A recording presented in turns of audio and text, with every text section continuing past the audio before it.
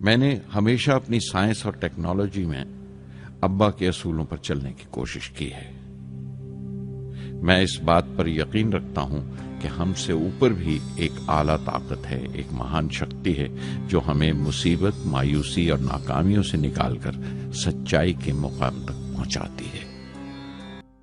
मैं करीब 6 बरस का था जब अब्बा ने एक लकड़ी की कश्ती बनाने का फैसला किया, जिसमें वो यात्रियों को रामेश्वरम से धनुषकोडी का दौरा करा सकें, ले जाएं और वापस ले आएं।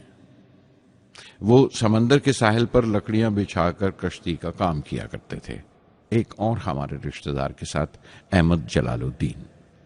बाद में उनका निकाह मेरी आपा जोहरा के साथ हुआ। अहमद जलालुद्दीन हालांकि मुझसे 15 साल बड़े थे, फिर भी हमारी दोस्ती आपस में जम गई थी। हम दोनों हर शाम लंबी सैर को निकल जाया करते थे। मस्जिद गली से निकलकर हमारा पहला पड़ाव शिव मंदिर हुआ करता था, जिसके गिर्द हम उतनी ही श्रद्धा से परिक्रमा करते थे जिस श्रद्धा से बाहर से आए हुए यात्री। जलालुद्दीन ज्यादा पढ़ लिख नहीं सके उनके घर के हालात की वजह से, लेकिन मैं जिस जमाने की बात कर रहा हूं, उन दिनों हमारे इलाके में सिर्फ वही एक शख्स था जो अंग्रेजी लिखना जानता था। जलालुद्दीन हमेशा तालीम याफ्ता पढ़े लिखे लोगों के बारे में बातें करते थे, साइंस की इजाद, मेडिसिन और उस वक्त के लिटरेचर का जिक्र किया करते थे। एक और शख्स जिसने बचपन में मुझे बहुत मुतासिर किया वो मेरा कजन था, मेरा चचेरा भाई शमसुद्दीन। उसके पास रामेश्वरम में अखबारों का ठेका था और सब काम अकेले ही किया करता था। हर सुबह अखबार रामेश्वरम रेलवे स्टेशन पर ट्रेन से पहुंचता था। सन 1939 में दूसरी आलमगीर जंग शुरू हुई, द सेकेंड वर्ल्ड वॉर। उस वक्त मैं 8 साल का था। हिंदुस्तान को इत्तेहादी फौजों के साथ शामिल होना पड़ा और एक इमरजेंसी के हालात पैदा हो गए थे। सबसे पहली दुर्घटना यह हुई कि रामेश्वरम स्टेशन पर आने वाली ट्रेन का रुकना कैंसिल कर दिया गया और अखबारों का गट्ठा अब रामेश्वरम और धनुषकोडी के बीच से गुजरने वाली सड़क पर चलती ट्रेन से फेंक दिया जाता। शमसुद्दीन को मजबूरन एक मददगार रखना पड़ा जो अखबारों के गट्ठे सड़क से जमा कर सके। वो मौका मुझे मिला और शमसुद्दीन मेरी पहली आमदनी की वजह बना। हर बच्चा जो पैदा होता है वो कुछ समाजी और आर्थिक हालात से जरूर असरअंदाज होता है और कुछ अपने जज्बाती माहौल से भी। उसी तरह उसकी तरबियत होती है। मुझे दयानतदारी और सेल्फ डिसिप्लिन अपने अब्बा से विरासत में मिला था और मां से अच्छाई पर यकीन करना और रहमदिली। लेकिन जलालुद्दीन और शमसुद्दीन की सोहबत से जो असर मुझ पर पड़ा, उससे सिर्फ मेरा बचपन ही महज अलग नहीं हुआ, बल्कि आइंदा जिंदगी पर भी उसका बहुत बड़ा असर पड़ा।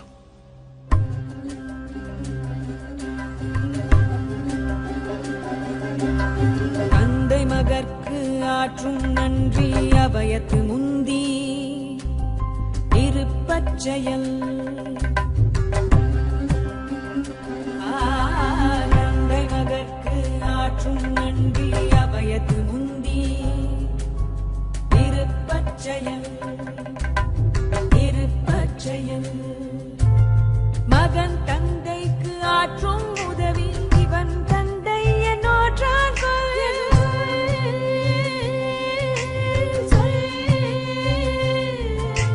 மகன் தந்தைக்கு ஆற்றும் உதவி இவன் தந்தை என்னோற்றான் தந்தை மகற்கு ஆற்றும் நன்றி அபயத்து முந்தி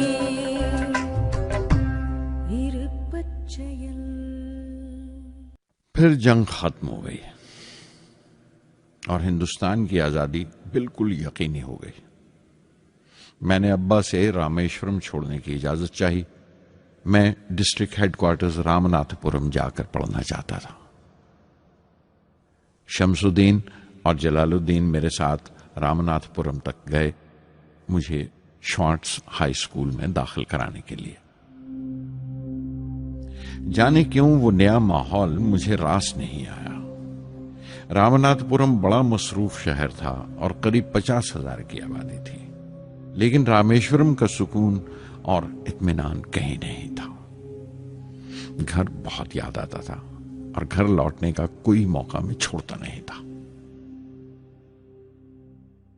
श्वार्ट्ज हाई स्कूल में दाखिल होने के बाद एक 15 साल लड़के के तमाम शौक जो हो सकते थे मेरे अंदर जाग उठे। मेरे टीचर अय्यादुराई सोलोमन बेहतरीन रहबर थे, गाइड, उस नौजवान जहन के लिए जिसके सामने जिंदगी की बेशुमार मुमकिनात खुलने वाली थी।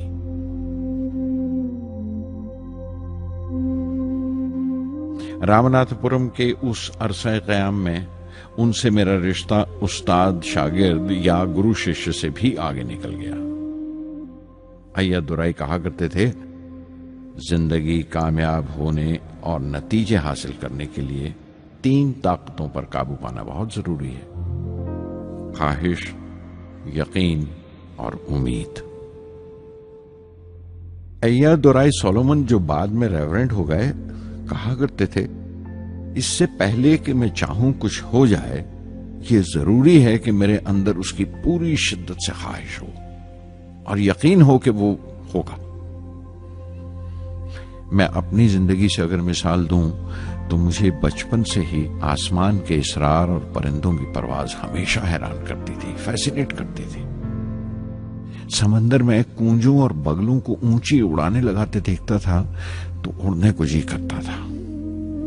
मैं एक सादा लोग गांव ही का लड़का तो था, लेकिन मुझे यकीन था कि एक दिन मैं जरूर उन कूंजों की तरह बुलंद उड़ाने लगाऊंगा, बुलंदी पर परवाज करूंगा। और हकीकत यह है कि रामेश्वरम से उड़ने वाला मैं पहला लड़का था।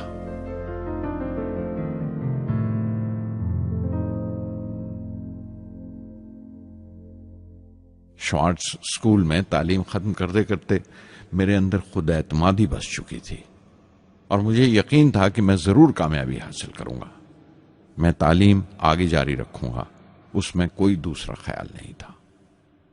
सन 1950 में मैं इंटरमीडिएट पढ़ने के लिए सेंट जोसेफ कॉलेज ट्रिची में दाखिल हो गया।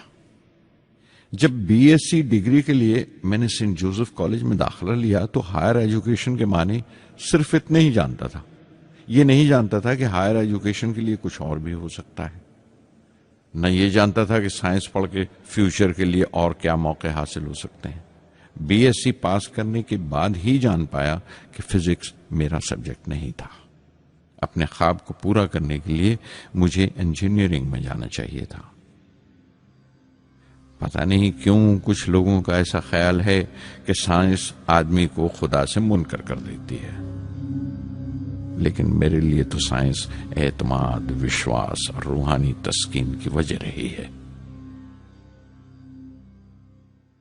किसी तरह मैं MIT यानी मद्रास इंस्टीट्यूट ऑफ टेक्नोलॉजी के उम्मीदवारों की लिस्ट में तो आ गया, लेकिन उसका दाखिला बहुत महंगा था।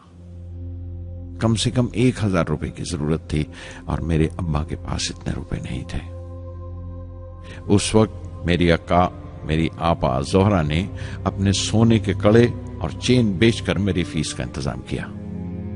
मुझ पर उसकी उम्मीद और यकीन देखकर मैं पसीज गया।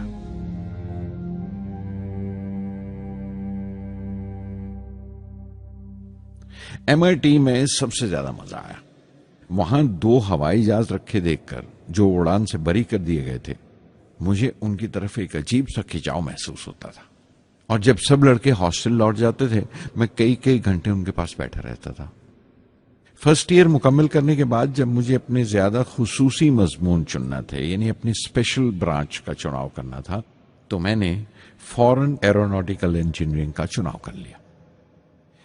MIT की तालीम के दौरान मुझे 3 टीचर्स ने बहुत मुतासिर किया: professor Sponder, professor KAV Pandalai, professor Narasimha Rao.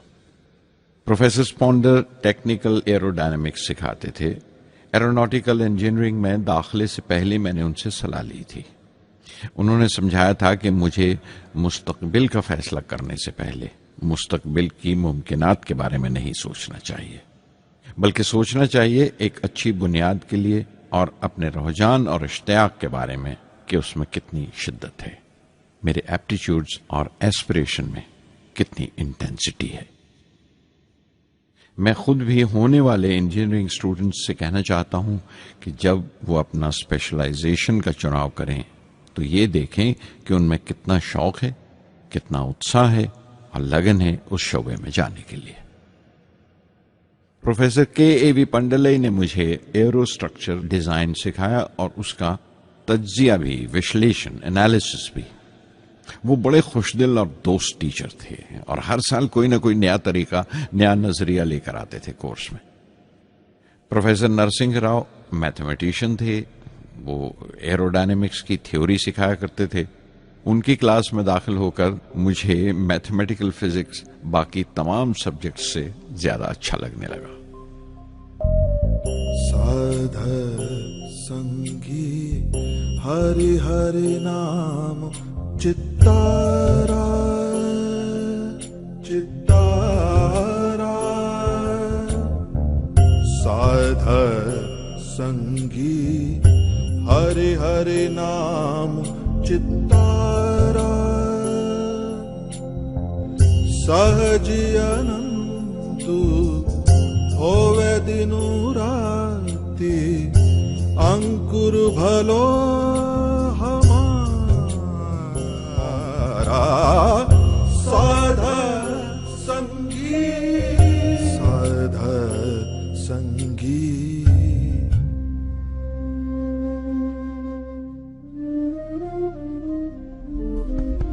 Gurupura भेटियो बड़ भागी, गुरुपुरा भेटियो बड़ भागी, जाको अंतु न परवारा, अंतु न परवारा,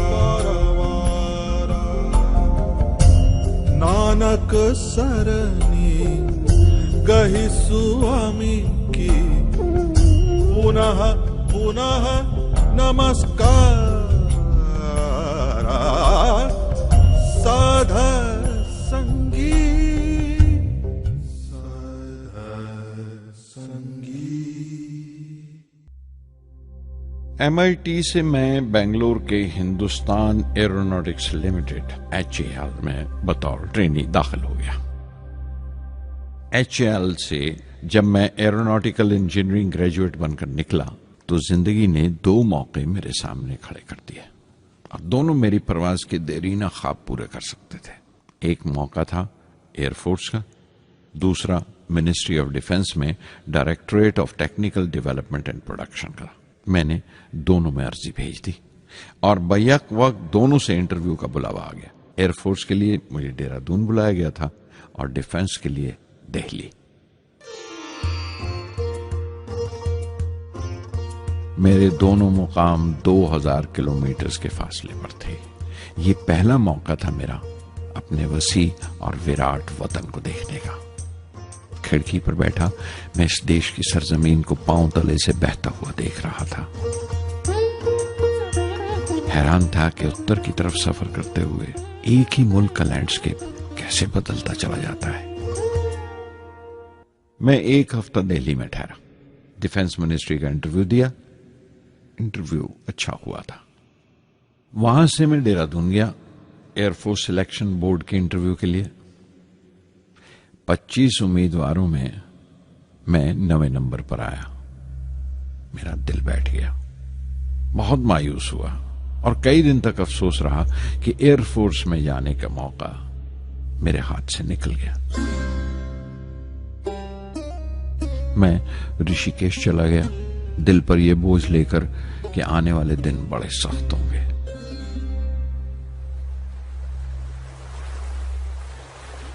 गंगा में स्नान किया और फिर चलता हुआ पास की पहाड़ी पर शिवानंद आश्रम तक पहुंच गया। स्वामी शिवानंद से भेंट हुई।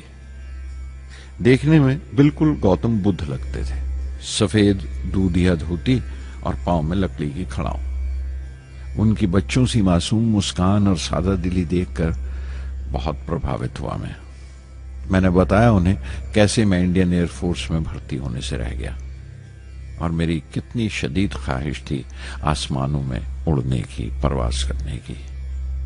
वो मुस्कुरा दिए और बोले, ख्वाहिश अगर दिलो जान से निकली हो, वो पवित्र हो और उसमें शिद्दत हो, तो उसमें कमाल की एक इलेक्ट्रोमैग्नेटिक एनर्जी होती है, एक बरकी मकनातीसी ताकत होती है।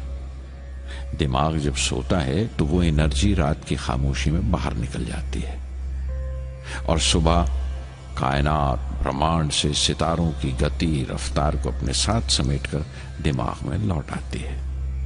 इसीलिए जो सोचा है उसकी सृष्टि अवश्य है, वो तख्लीक होगा। तुम विश्वास करो इस अजली बंधन पर, इस वचन पर कि सूरज फिर लौटेगा, बाहर फिर से आएगी। मैं दिल्ली लौट आया, डिफेंस से अपना इंटरव्यू का नतीजा दरियाफ्त किया।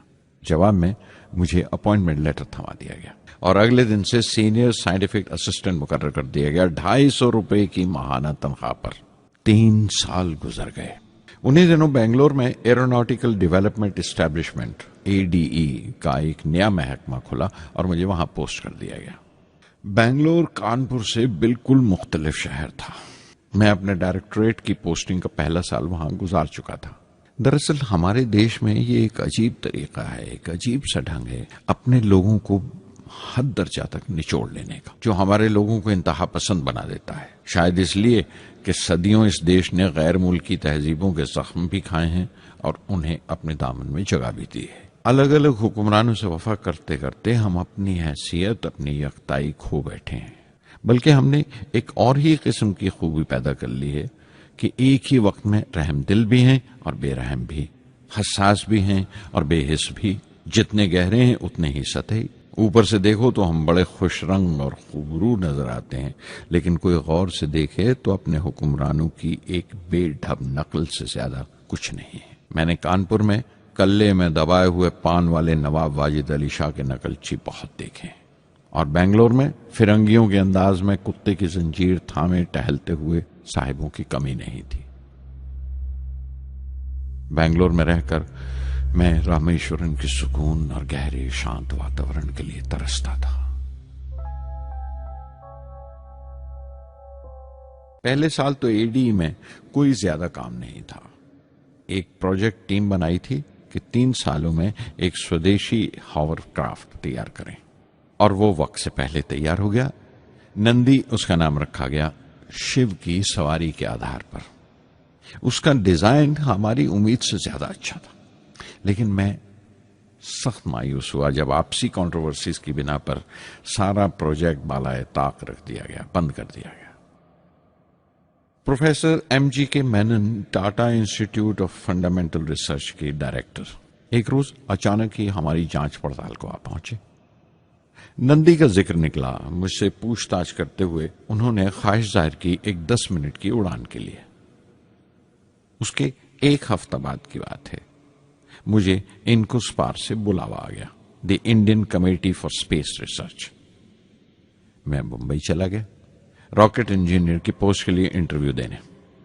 मेरा इंटरव्यू लेने वाले डॉक्टर विक्रम साराभाई और प्रोफेसर MGK मेनन के अलावा मिस्टर सराफ थे, जो उस वक्त एटॉमिक एनर्जी कमीशन के डिप्यूटी सेक्रेटरी के ओहदे पर थे। डॉक्टर साराभाई की गर्मजोशी ने पहली ही मुलाकात में मेरा दिल मोह लिया। अगले ही दिन मुझे खबर मिल गई कि मैं चुन लिया गया। मुझे इनकोस्पार में रॉकेट इंजीनियर की हैसियत से शामिल कर लिया गया था। सन 1962 के देरीना हिस्से में कहीं इनकोस्पार ने थुम्बा में इक्वेटोरियल रॉकेट लॉन्चिंग स्टेशन बनाने का फैसला किया।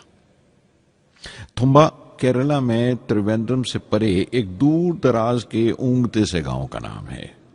हिंदुस्तान में यह मॉडर्न रॉकेट बेस्ड रिसर्च की एक दबी सी इब्तदा थी, हल्की सी शुरुआत। उसके फौरन बाद ही मुझे 6 माह के लिए अमेरिका भेज दिया गया, नासा में रॉकेट लॉन्चिंग की ट्रेनिंग के लिए। जाने से पहले मैं थोड़ा सा वक्त निकालकर रामेश्वरम गया। मेरे अब्बा मेरी इस कामयाबी के लिए बहुत खुश हुए और मुझे उसी मस्जिद में ले जाकर शुक्राने की नमाज अदा की।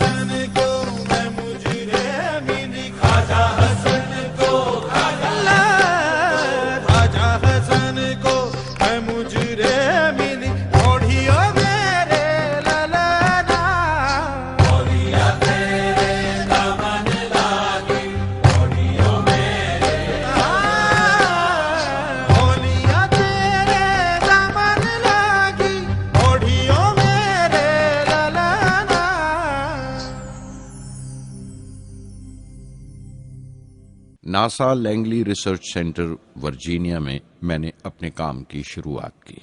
बाद में Goddard space flight centre Maryland चला गया। मैं अपना इंप्रेशंस अमेरिकन्स के बारे में बेंजामिन फ्रैंकलिन के इस जुमले से बयान कर सकता हूं, जिन बातों से तकलीफ होती है उनसे तालीम भी मिलती है। हिंदुस्तानी तंजीमों में, यहां की ऑर्गेनाइजेशंस में एक बड़ी मुश्किल है।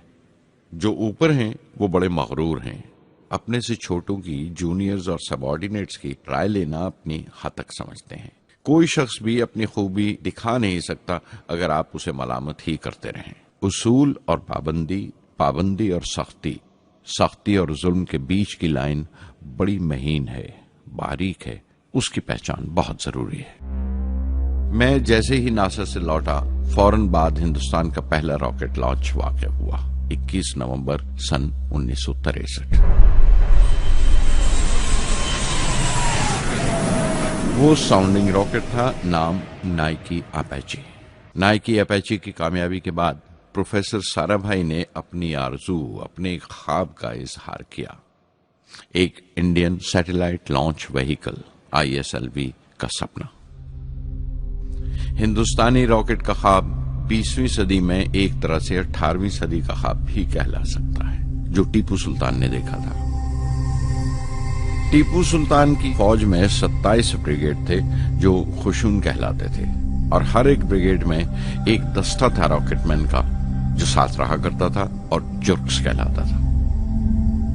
जब टीपू सुल्तान मारा गया तो अंग्रेजों ने 700 रॉकेट्स और 900 रॉकेट के सब सिस्टम्स बरामद किए 1799 में तिरुकन्नाहल्ली की जंग के बाद। वो रॉकेट्स विलियम कॉन्गरीव ने इंग्लैंड भिजवा दिए जांच पड़ताल के लिए, उसकी तकनीक समझने के लिए, जिसे आज की साइंसी जबान में हम रिवर्स इंजीनियरिंग कहते हैं। टीपू सुल्तान की मौत के साथ उस ख्वाब की भी मौत हो गई, कम से कम 150 साल के लिए। पंडित जवाहरलाल नेहरू की बदौलत वो रॉकेटरी का ख्वाब एक बार फिर हिंदुस्तान में जिंदा हुआ। प्रोफेसर साराभाई ने उस ख्वाब को हकीकत बनाने की जिम्मेदारी अपने सर ले ली। बहुत से तंग नजर लोगों को एतराज था इस बात पर कि इस मुल्क में जहां लोगों को 2 वक्त की रोटी नसीब नहीं होती, वहां इन स्पेस उड़ानों को, इन खलाई तहरीकों को क्यों तरजीह दी जा रही है। लेकिन प्रधानमंत्री पंडित नेहरू और प्रोफेसर साराभाई के नजरिए में किसी किस्म का मुबालगा नहीं था। उनके नजरिए बिल्कुल साफ थे कि अगर दुनिया के मुल्कों में और दुनिया के मसलों में कोई हिस्सा लेना है, शिरकत करनी है, हिंदुस्तान को कोई हैसियत हासिल करनी है, तो साइंस और टेक्नोलॉजी की तरक्की और खुद मुख्तारी, सेल्फ रिलायंस अशद जरूरी है। और उनका मकसद ताकत का मुजाहिरा हरगिज नहीं था। सहज पके सो मीठा होए। थुम्बा में 2 रॉकेट सहज पके मगर कामयाब हुए, एक रोहनी, दूसरा मैनिका। अगला साल लगा ही था जब प्रोफेसर साराभाई ने मुझे दिल्ली बुला भेजा। एक मीटिंग थी और मीटिंग में ग्रुप कैप्टन VS नारायणन से मेरा तारुफ कराया गया, जो एयर हेडक्वार्टर्स से थे। प्रोफेसर साराभाई ने रेटो तैयार करने का इरादा जाहिर किया। Rocket assisted take off system, एक मिलिट्री एयरक्राफ्ट जो रॉकेट की मदद से उड़ाया जा सके बड़ी छोटी सी जगह में। शाम तक यह खबर भी आम हो गई कि हिंदुस्तान एक खुद साख्ता मिलिट्री एयरक्राफ्ट तैयार कर रहा है और मैं उस प्रोजेक्ट का मुख्तार हूं, जिम्मेदार हूं। मैं कई तरह के जज्बात से भर गया, खुश भी था, शुक्रगुजार भी, खुशकिस्मत भी, और एक एहसास हुआ तकमील का, फुलफिलमेंट का। 19वीं सदी के एक शायर की ये सत्रें बहुत याद आई। हर दिन के लिए तैयार रहो, हर दिन को एक तरह ही मिलो। जब ओखली हो बर्दाश्त करो, जब दस्ता हो तो वार करो। रैटो पे काम करते हुए 2 अहम वाकयात हुए। पहला तो यह था कि अपने देश में पहली बार स्पेस रिसर्च का 10 साला प्रोग्राम तैयार हुआ, जिसके ऑथर थे प्रोफेसर साराभाई। मेरे लिए वो एक ऐसा रूमानी मैनिफेस्टो था जैसे स्पेस से इश्क करने वाले किसी शायर की रूमानी नज्म हो, जैसे कोई अपने देश के आसमान से इश्क करने लगा हो। और दूसरा वाकया मिनिस्ट्री ऑफ डिफेंस में मिसाइल पैनल का तैयार होना। नारायणन और मैं, हम दोनों उस पैनल के मेंबर थे। उस वक्त तक भविष्य की आने वाली SLV सैटेलाइट लॉन्च व्हीकल का नाक नक्शा भी तैयार हो चुका था। प्रोफेसर साराभाई अपने देरीना ख्वाब को ताबीर देने के लिए कुछ और साथियों का चुनाव कर चुके थे। मैं खुद को खुशकिस्मत समझता हूं कि मुझे उस प्रोजेक्ट का लीडर चुना गया। उस पर प्रोफेसर साराभाई ने मुझे एक और जिम्मेदारी भी सौंपी कि लॉन्च की 4थी स्टेज मैं ही डिजाइन करूं। यह मामूल था मेरा, आदत थी कि हर मिसाइल पैनल की मीटिंग के बाद मैं जाकर प्रोफेसर साराभाई को पूरी तफसील, पूरी रिपोर्ट देता था। दिल्ली में ऐसी ही एक मीटिंग के बाद 23 दिसंबर 1971 को मैं त्रिवेंद्रम लौट रहा था और उस दिन प्रोफेसर साराभाई थुम्बा में SLV का मुआयना करने गए हुए थे। दिल्ली एयरपोर्ट के लाउंज से मैंने उन्हें फोन किया, पैनल मीटिंग की तफसील बताई। प्रोफेसर साराभाई ने मुझे कहा कि मैं त्रिवेंद्रम एयरपोर्ट पर उनका इंतजार करूं।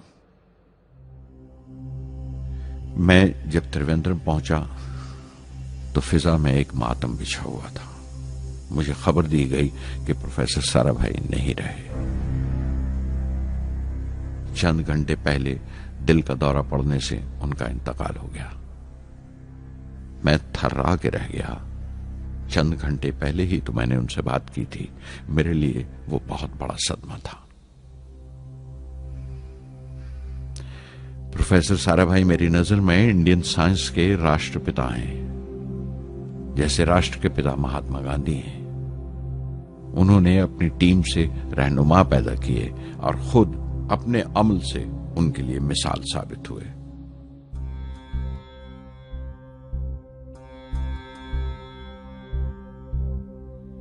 నానాటి బతుకు నాటకము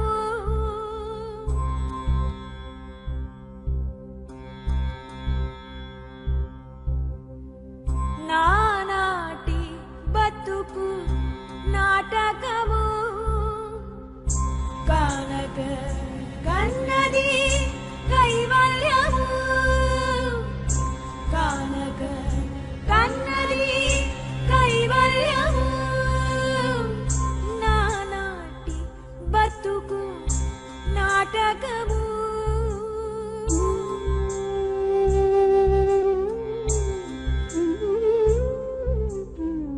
తెగదు పాపము తీరదు పుణ్యము నగి నగి కాలము నాటకము తెగదు పాపము తీరదు పుణ్యము నగి నగి కాలము నాటకము యగువన శ్రీ వెంకటేశ్వరుడేలికే యగువన శ్రీ వెంకటేశ్వరుడేలికే గగనము మీదిది కైవల్యము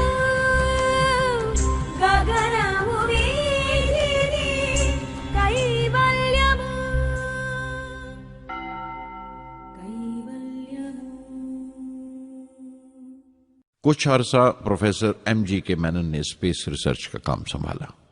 बिलाखिर प्रोफेसर सतीश धवन को Indian space research organisation ISRO की जिम्मेदारी सौंप दी गई। तुम्बा का पूरा कॉम्प्लेक्स एक बड़े पैमाने पर स्पेस सेंटर बना दिया गया और Vikram Sarabhai space centre VSSC का नाम दिया गया। जिसने वो सेंटर कायम किया था उसी के नाम से उस जगह की श्रद्धांजलि पेश की गई। मशहूर मेटलर्जिस्ट डॉक्टर ब्रह्म प्रकाश VSSC के पहले डायरेक्टर मुकर्रर हुए। कोई भी शख्स अपनी जिम्मेवारी में तभी कामयाब हो सकता है अगर वो बारसूख हो, मोतबर हो और अपने फैसलों के लिए उसे सही हद तक आजादी हो। शायद निजी जिंदगी में भी तसल्ली का यही एक रास्ता है। आजादी और जिम्मेवारी एक साथ हो, तभी वो तस्कीन और खुशी का बायस हो सकती है। और जाती आजादी हासिल करने के लिए मैं 2 रास्ते तजवीज कर सकता था जो मैंने इख्तियार किए। पहला तो यह कि अपनी तालीम और तरबियत को बढ़ावा दो। इल्म, नॉलेज बड़ा कारआमद हथियार है, बहुत काम आता है। इल्म जितना ज्यादा होगा उतनी ज्यादा आजादी के हकदार हो गए। इल्म वो पूंजी है जो कोई छीन नहीं सकता। टीम की रहनुमाई तभी मुमकिन है अगर आपकी जानकारी मुकम्मल हो, अप टू डेट हो। कामयाब रहनुमा बनने के लिए